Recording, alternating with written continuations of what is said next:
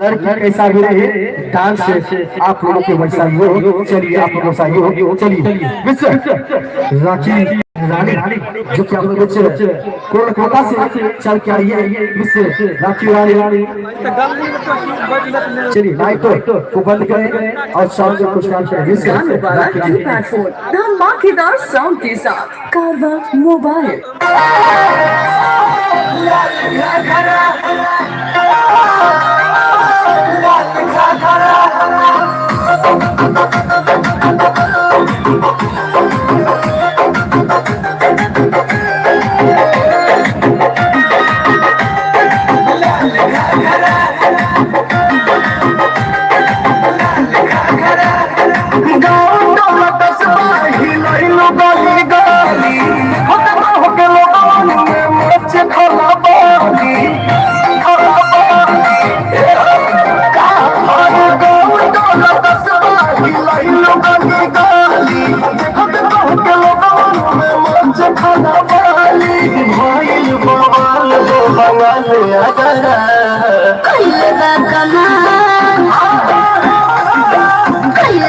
कमाल हमर लाल घरा कमाल हमर लाल घरा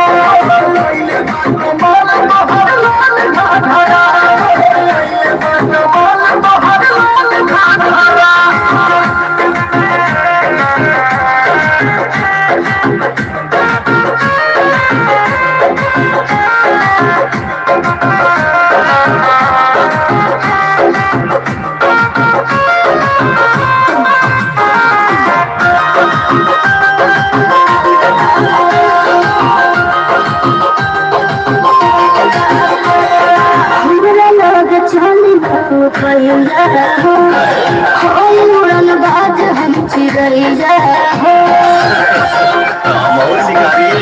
अच्छा हमारा लोग नाम कहिया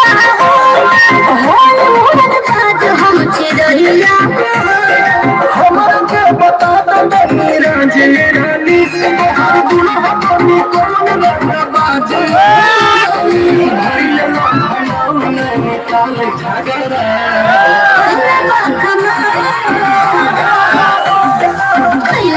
कमाल हमर लाल कमाल हमर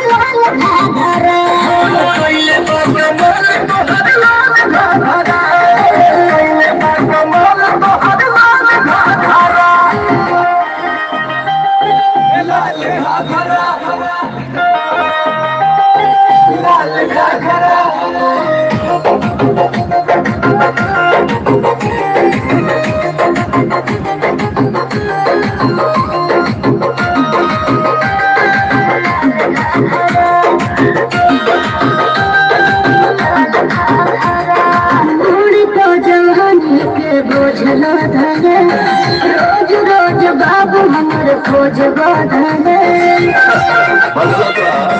अच्छा अरे मोरी बहुत जवानी के बोझला धरे रोज रोज बाबू हमर खोज बाधे